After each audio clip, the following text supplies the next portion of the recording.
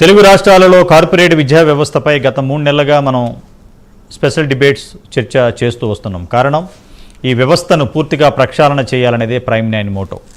ఈ సందర్భంగా మొత్తం కార్పొరేట్ కాలేజీలన్నీ మనకు అర్థమైంది ఏంటంటే ఒక ర్యాంకుల దందా కోసమే తప్ప విద్యా ప్రమాణాలు పోషించి అక్కడ క్వాలిఫైడ్ ఫ్యాకల్టీని పెట్టి ఒక చదువు చెప్పుదామనే ఆలోచన ఏ కార్పొరేట్ కాలేజీలో లేదంటే శోచనీయం కాదు. ఏదేమైనా కార్పొరేట్ దందాలో నిజంగా ర్యాంకులు నిజంగా ఈ కార్పొరేట్ కాలేజీలకే వస్తున్నాయా, పక్క రాష్ట్రాల నుంచి అప్పు తెచ్చుకుంటున్నారా, ఎరువు తెచ్చుకుంటున్నారా అనేదే మనకు కావాలి. కానీ ఈ రోజున కార్పొరేట్ కాలేజీలన్నీ కూడా పక్క రాష్ట్రాల్లో ఒక స్టడీ అవర్స్ చదివితేనో అక్కడ ట్యూషన్ చెప్పించుకుంటేనో వీళ్ళగా చెప్పుకుని ఈ దందా కోసమే, ఎందుకంటే పేరెంట్స్ ఈ ర్యాంకుల మాయలో పడి మాత్రమే డబ్బులు చెల్లిస్తున్నారు, ఈ కోట్లాది రూపాయల దందా. కానీ ఇక్కడ ప్రతి 3 నెలలకి ఇంటర్మీడియట్ బోర్డు అధికారులు స్పెషల్ చెకింగ్స్తో అక్కడ కాలేజీల్లో తనిఖీలు చేయటం, అక్కడ నాన్ టీచింగ్ స్టాఫ్ కానీ లేకపోతే క్వాలిఫైడ్ టీచర్స్ కానీ, తర్వాత ఈ ర్యాంకుల పరంపరలో చాలా సీనియర్ ఫ్యాకల్టీ అని చెప్తున్నారు. కానీ ఒక్కొక్క ఫ్యాకల్టీకి పొద్దున్న 6 గంటల నుంచి సాయంత్రం 6 గంటల వరకు వీళ్ళతోటే చెప్పేసి, ఎందుకంటే అకాడమిక్ ఇయర్ స్టార్ట్ అయింది, తనిఖీలు ఏమీ లేవు, అధికారులు చేతులు ఎత్తేశారు.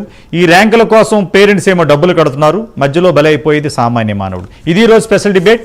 ఈ డిబేట్లో మీరు కూడా పాల్గొనుకుంటే స్క్రీన్ పైన నెంబర్లకు ఫోన్ చేసి మీ సమస్యను మా ద్వారా విద్యాశాఖ మంత్రి రేవంత్ రెడ్డికి తెలియజేయచ్చు. ఈ డిబేట్లో పాల్గొన్న వాళ్ళని పరిచయం చేస్తాను. బత్తుల రాము గారు, సీనియర్ టీడీపీ నాయకులు. నమస్కారం అండి రాము గారు.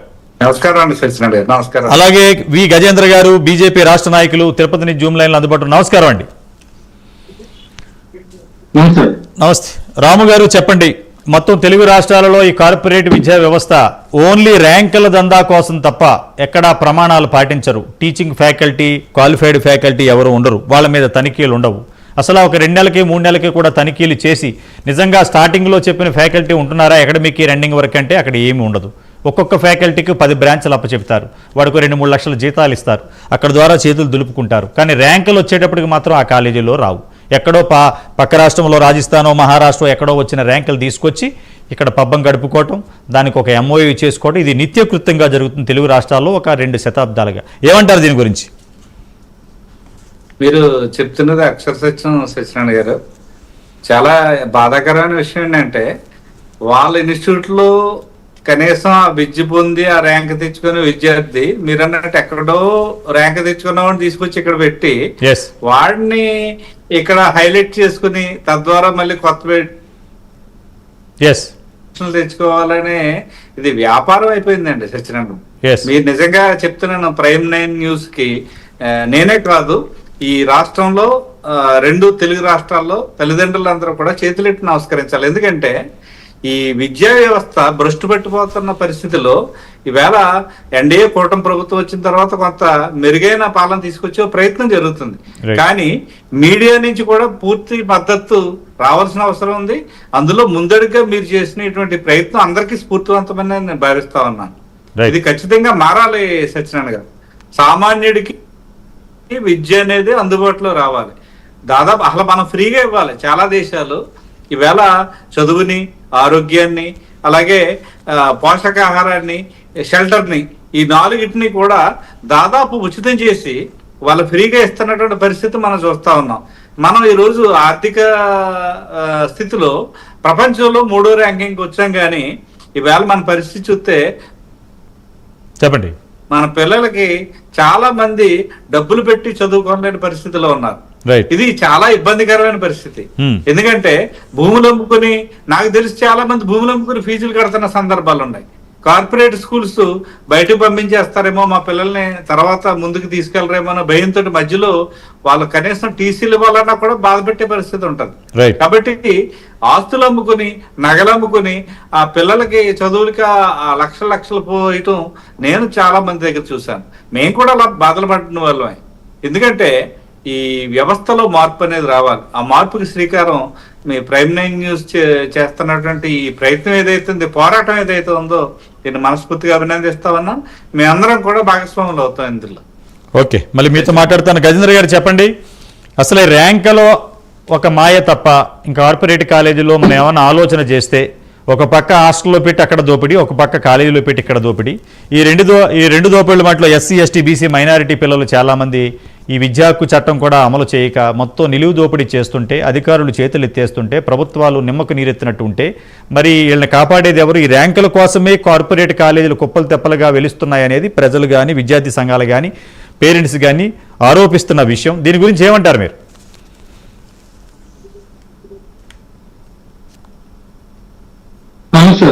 నమస్తే, చెప్పండి.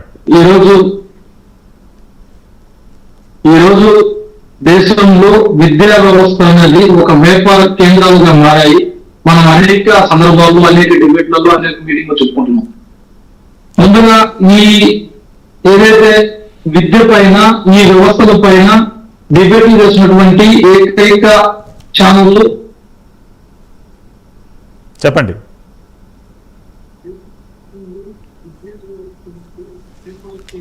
హలో, ఓకే ఓకే, పీసీఆర్ గారు, మన దొండ్ర కుమారస్వామి గారిని ఒకసారి. హలో, రైట్ రైట్, చెప్పండి మన రాము గారు. సార్ సత్యనారాయణ గారు, ఇప్పుడు చాలా విద్యా సంస్థల్లో అంటే కాలేజీ స్థాయిలో, ఇవి కాన్వెంట్లలో, ఈ కార్పొరేట్ సంస్థలన్నీ కూడా కనీసం స్పోర్ట్స్ సంబంధించి ఎలాంటి పరికరాలు, ఆవరణ గానీ వాళ్ళకి ఆడుకోవడానికి సమయం గానీ ఇవ్వటం లేదండి సత్యనారాయణ గారు. అలాగే టీచర్స్ వచ్చేసరికి సెలవుల్లో కూడా ఇళ్ళకి వెళ్ళి మీ పిల్లలు మా దగ్గర జాయిన్ చేయండి, మీకు ఎలా చేస్తాం అలా చేస్తాం అని చెప్పి ఒక వ్యాపార ప్రచారవేత్తలుగా మార్చేశారు విద్యార్థి లెక్చరర్స్. అలాగే ఏ లెక్చరర్ కి కూడా నాకు ఇక్కడ ఉద్యోగం స్థిరంగా చేసుకుంటానని ధైర్యంగా పనిచేసేటటువంటి పరిస్థితి లేదు. అలాగే ఈ స్టూడెంట్స్ కూడా ఏ లెక్చరర్ ఎప్పుడు వస్తారో, ఏ లెక్చరర్ మారిపోతారో తెలియని పరిస్థితి. చాలా మంది ఇక్కడ ఫ్యాకల్టీ చాలా బాగుంటది, బాగా మంచి చదువు చెప్తారని చెప్పేసి పిల్లల్ని లక్షలు కట్టి జాయిన్ చేస్తే అక్కడి నుంచి లెక్చరర్ కి మరో చోట మంచి దొరికినప్పుడు వాళ్ళు వెళ్ళిపోతే ఈ విద్యార్థుల పరిస్థితి ఏంటి? దీని మీద నియంత్రణ ఉండాల్సినటువంటి అవసరం ఉంది. దానివల్ల ఏంటంటే వాళ్ళకి ఉద్యోగ భద్రత కల్పించినట్టు అవుతుంది, పిల్లలకి ఓ స్థిరమైనటువంటి ఉద్యోగం చేయించగలిగిన పరిస్థితి కూడా ఉంటుంది అనేది నా అభిప్రాయం. అలాగే ఈ రోజు చాలా మంది పిల్లలు కాన్వెంట్లలో, ఈ కార్పొరేట్ కళాశాలలో చదువుతున్నటువంటి పిల్లలు ఆరోగ్య పరిస్థితులు చాలా దయనీయంగా ఉన్నాయి. చాలా మంది ఆత్మహత్యలు చేసుకోవడం అని, మానసికంగా కుంగుబాటుకు గురవడం అని, ఇట్లాంటి పరిస్థితులు చాలా ఉన్నాయి సత్యనారాయణ గారు. దానికి సంబంధించి ప్రభుత్వాలు తక్షణం వాటి మీద చర్యలు తీసుకోవాల్సిన అవసరం ఉంది. అంటే వీళ్ళకి కౌన్సిలింగ్ పెట్టడం కానీ, అలాగే వాళ్ళేదో నామాత్రంగా కౌన్సిలింగ్ అంటారు, దాని వల్ల పెద్దగా ప్రయోజనాలు ఉండవు. కానీ వాళ్ళకి ఆడుకోవడానికి సమయం ఇవ్వాలి. ఆడుకోవడానికి సమయం ఇచ్చి వాళ్ళకి మానసికంగా వికాసం రావాలంటే ఖచ్చితంగా వాళ్ళకి ఆపర్చునిటీ ఇచ్చి ఆడుకోవాలి. పిల్లలందరూ ఒకరితో ఒకరు మాట్లాడుకోవాలి. అసలు పని వాళ్ళని ఏం చేస్తారంటే యాంత్రికం చేసేసారండి. యాంత్రికం చేసేసారు. పిల్లల పరిస్థితి చాలా దయనీయమైన పరిస్థితి ఉంది. మా అబ్బాయి ఇంటర్మీడియట్ చదివేటప్పుడు నాకు 9 సూసైడ్ నోట్లు రాశాడు సార్. 9 సూసైడ్ నోట్లు రాశాడు. అంటే చదివితే గత్యంతరం లేక వెళ్ళి బతుల్లాడి కాళ్ళ వెళ్ళ పడి ఆ పిల్లల్ని తీసుకొచ్చి మళ్ళీ వేరే చోట జాయిన్ చేయాల్సిన పరిస్థితి వచ్చింది. చెప్తున్నానంటే ఇది ప్రతి తల్లిదండ్రులకి కూడా ఇది సవాల్ అయిపోయింది. కాబట్టి ఈవేళ మన రాష్ట్రంలో విద్యాశాఖ మంత్రి గారు తీసుకుంటున్నటువంటి చర్యలు ఏవైతే ఉన్నాయో ఇవి కార్పొరేట్ కళాశాలలో, కార్పొరేట్ స్కూల్స్ కి ధీటుగా ప్రభుత్వ కళాశాలల్ని తీర్చిదిద్దే ఒక ప్రయత్నం ప్రారంభించారు. ఇది ప్రారంభ దశ అయినా కూడా మంచి పరిణామాలు వస్తా ఉన్నాయి. కాబట్టి ఇది ఇంకా వేగవంతం జరగాలి. ఈ ప్రభుత్వ కళాశాలలో చాలా పకడ్బందీగా పనిచేయాలి. అలాగే ప్రైవేట్ కళాశాలల మీద నెమ్మదిగా వాళ్ళ మీద చర్యలు అనేవి ప్రారంభించాలి. అప్పుడే ప్రజలకు మేలు జరుగుతుంది అనేది నా అభిప్రాయం. మీతో మాట్లాడతాను, ఎందుకంటే చెప్పండి, మళ్ళీ మాట్లాడతాం మీతోటి. ఒకసారి నేను ఇంకొక మాట, ఒక్క నిమిషం లైన్ లో ఉండండి, మీతో మాట్లాడతాను. మన ఫోన్ లో దొండ్ర కుమారస్వామి గారు, ప్రముఖ జాతీయ బీసీ దళ అధ్యక్షులు, ప్రముఖ న్యాయవాది, సామాజికవేత్త. నమస్కారం అండి కుమారస్వామి గారు. సత్యనారాయణ గారు, వెరీ వెరీ గుడ్ ఈవినింగ్ అండి. Good evening. ఈరోజు డైరెక్ట్ రాలేకపోయినా కొంచెం వేరే అర్జెంట్ మీటింగ్ ఉంది. బట్ ఏదైనా మన మెసేజ్ అనేది విద్యార్థులకు, ప్రజలకు, ప్రభుత్వానికి వెళ్ళాలనే ఒక ఉద్దేశంతోనే నేను ఫోన్ లైన్ లకు రావడం జరిగింది. ముఖ్యంగా సత్యనారాయణ గారు, ఒకటే ఒక విషయం మనం చర్చించాల్సిన సందర్భం. చెప్పండి. చదువు అంటే ఏమిటి, అసలు విద్యకు నిజమైన అర్థం ఏంది అని ఒకసారి ఆలోచన చేస్తే, చదువు అనేది కేవలం పాఠాలు కాదు, అది జీవితాన్ని నేర్పే ఒక మార్గం. మనిషిని చీకటి నుంచి వెలుగు తీసుకెళ్లే ఒక గొప్ప శక్తి, సమాజాన్ని నిర్మించేది, మార్గం చూపించేది. అలాంటి చదువు, అందరికీ అందవలసిన చదువు, అందరికీ ప్రాథమిక హక్కుగా ఉన్న చదువు దురదృష్టవశాత్తు అంగట్లో అమ్మబడుతుంది అనడం చాలా బాధాకరం.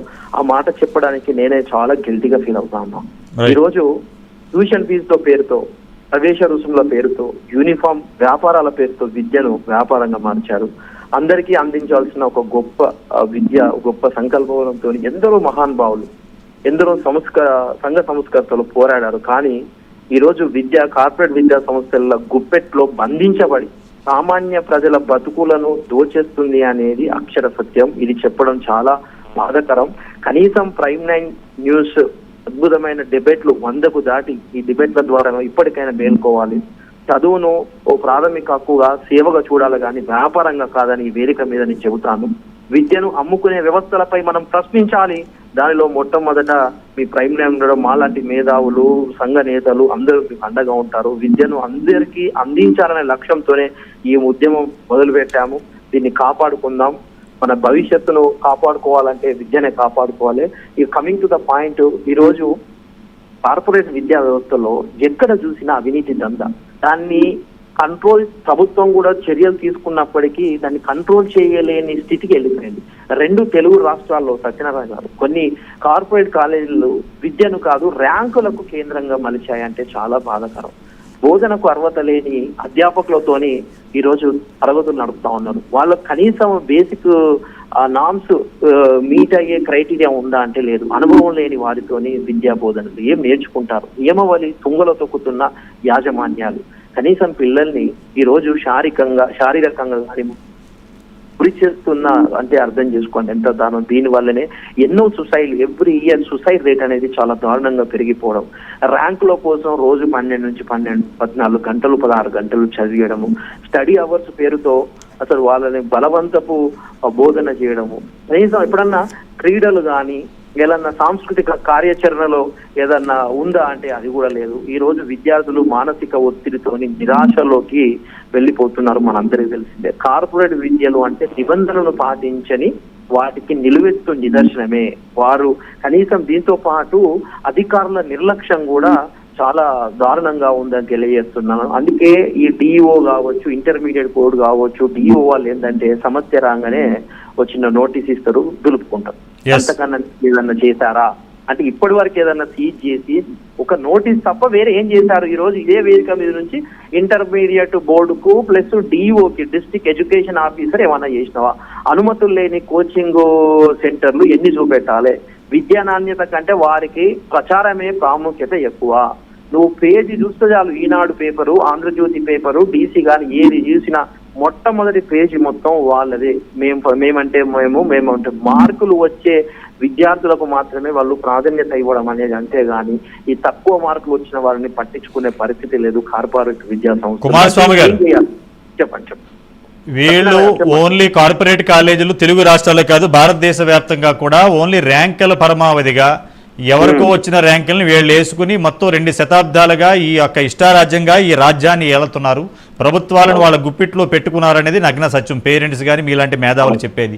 మరి ఈ ర్యాంకుల దందాన్ని అరికట్టడానికి ఒక స్పెషల్ టాస్క్ ఫోర్స్ కానీ దీన్ని ఏమంటారంటే సిబిఐ కూడా అప్పచెప్తే కానీ ఈ దందా బయటకు వస్తుందంటారా? ఒక సిబిఐ లాంటిది కూడా ఎంటర్ అవ్వాల్సిన అవసరం లేదా?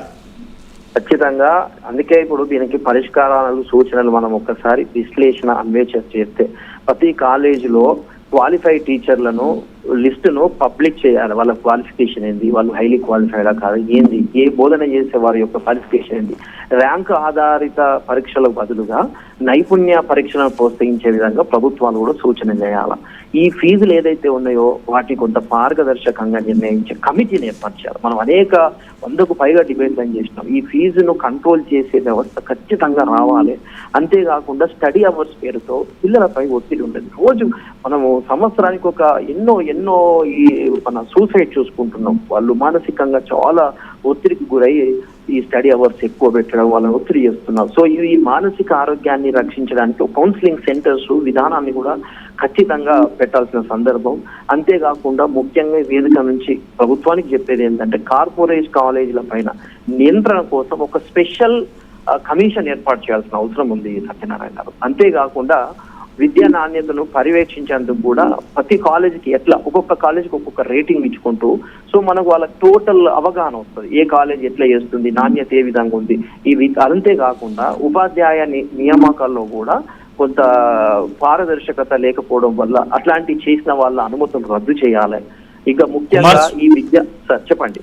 మీరు ప్రముఖ అడ్వకేటు, సుప్రీంకోర్టు, హైకోర్టులో కూడా మీరు కేసు వాదనలు వినిపిస్తూ ఉంటారు. నేనేమంటానంటే దేశవ్యాప్తంగా ఒక్కసారి సిబిఐ గనక ఈ ర్యాంకుల దందాన్ని గనక నిగ్గు తేల్చడానికి ఒక సిబిఐ అన్ని రాష్ట్ర వ్యాప్తంగా దేశవ్యాప్తంగా ఉన్న అన్ని కాలేజీల్లో తనిఖీలు చేసి ర్యాంకులు ఎవరెవరికి వస్తున్నాయి, ఎవరు చదువుకున్నారు, ఎవరి పేరు మీద డిస్ప్లే చేస్తున్నారు అనేది కనుక తీస్తే మొత్తం ఈ పుట్టగా కనుక మనం కదిపితే మొత్తం డొంకంతా బయటకు వచ్చి ఈ మాఫియా బయటకు వస్తే నిజంగా తెలుగు రాష్ట్రాల్లో కాదు దేశవ్యాప్తంగా ఉన్న పేరెంట్స్ ఈ ర్యాంకుల మాయలోంచి బయటపడితే కోట్లాది రూపాయలు కాపాడిన వాళ్ళు అవుతారు. మీలాంటి వాళ్ళు ఎలా ముందుకు వస్తారు ఈ సిబిఐ కనుక అప్పచెప్పాలంటే?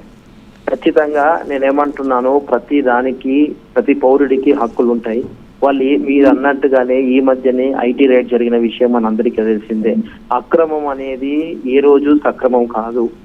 ఎక్కడైతే అక్రమాలు జరుగుతాయి ఏదో ఒక రోజు వారు లీగల్ గా పే చేయాల్సిన సందర్భం. దీనికి తెలంగాణ రాష్ట్రం కూడా ప్రత్యేకమైన ఒక సిఐడి గాని లేదంటే ఒక ప్రత్యేక ఇండిపెండెంట్ కమిషన్ వేయాలి, లోతైన విశ్లేషణ చేయాలి. దాంట్లో ప్రభుత్వం నుంచి ఒక అధికారి, అలాగే ఇండిపెండెంట్ ఎథికల్ గా ఒక పర్సన్, ఓ లేమ్యాన్ తోని ఒక కమిటీని ఏర్పాటు చేసి ఈ మొత్తం విద్యా వ్యవస్థలో ఏం జరుగుతున్నాయి, ఎక్కడ దోపిడీ జరుగుతుంది, 2 మార్కుల కోసం నైతికను తాకట్టు పెడుతున్న కాలేజీలు దేశ భవిష్యత్తును ఖతారు చేస్తున్నాయి అంటే అర్థం చేసుకోండి. ఈ రోజు ఆర్థిక దోపిడీ మాత్రమే కాదు, దయతలచి ఆర్థిక దోపిడీ మాత్రమే కాదు, మానవ హక్కుల ఉల్లంఘన, ఆర్టికల్ 21 వైలేషన్, మనిషి జీవించడం, ప్రతి పౌరుడు జీవించే హక్కు ఉంటది. అలాంటి జీవించే హక్కును వాళ్ళు ప్రెజర్ చేస్తూ హక్కులు ఉల్లంఘన చేస్తున్నారు. మనం ఈ మధ్యన చూసాము, ఒక కిచెన్ లో బంధించడం ఏంటండి పోతుంది. Okay, thank you Dundra Kumaraswamy గారు ఫోన్ ఇన్ లోకి వచ్చి మీ యొక్క విశ్లేషణ చేసినందుకు. ఏదైనా త్వరలో ఈ ర్యాంకుల దందా ఆగాలంటే కేంద్ర ప్రభుత్వం సిబిఐ విచారణకు ఆదేశిస్తే తప్ప ఈ యొక్క ర్యాంకుల దందాని కార్పొరేట్ కాలేజీలు ఆపమనేది నగ్న సత్యం. అన్ని రాష్ట్రాల ముఖ్యమంత్రులు కూడా ముందుకు రావాలని పేరెంట్స్ అసోసియేషన్స్ కూడా విజ్ఞప్తి చేస్తున్నారు. చెప్పండి మన గజేంద్ర గారు, ఏమిటి మీరు బీజేపీలోకి వచ్చారు, కేంద్రం మీ చేతిలో ఉంది, బీజేపీ పార్టీ ఒక్కసారి నిజంగా దేశవ్యాప్తంగా ఈ కార్పొరేట్ కాలేజీల మీద తనిఖీలు చేసి ఈ ర్యాంకులు ఎవరెవరికి వచ్చాయనేది ఒక 10 సంవత్సరాలు వెనక్కి తీస్తే మొత్తం భాగవతం అంతా బయటకు వస్తుంది. తద్వారా ఈ యొక్క ర్యాంకుల మాయ నుంచి పేరెంట్స్ని కాపాడిన వాళ్ళు ఏమంటారు మీరు ఒక బీజేపీ సీనియర్ నాయకులుగా? ఖచ్చితంగా మీరు అన్నదానికి మేము ఏకీభవిస్తాం. దేశంలోని అన్ని రాష్ట్రాల్లో కూడా ఈ ర్యాంకుల దందా వచ్చినా రాకపోయినా పేపర్లో టీవీలలో ఇచ్చి పేరెంట్స్ ని వాళ్ళ వైపు తిప్పుకొని మొత్తం వ్యవస్థని వాళ్ళ గుప్పెట్లో పెట్టుకుని ప్రభుత్వాల చేతిలో కూడా వాళ్ళ పరిధి దాటిపోయే విధంగా చేసినటువంటి కార్యక్రమాల్ని మీరు చెప్పినట్టుగా సిబిఐ ఎంక్వైరీ వేసి దానికి కూడా మా పార్టీ విధి విధానాన్ని రూపొందించుకొని దీంట్లో ఉన్నటువంటి లొసుగులన్నింటినీ కూడా ఏదైతే దొంగలు మన కార్పొరేట్ వ్యవస్థలో వాళ్ళందరినీ కూడా భరతం పట్టడానికి మా పార్టీ ముందుంటుంది.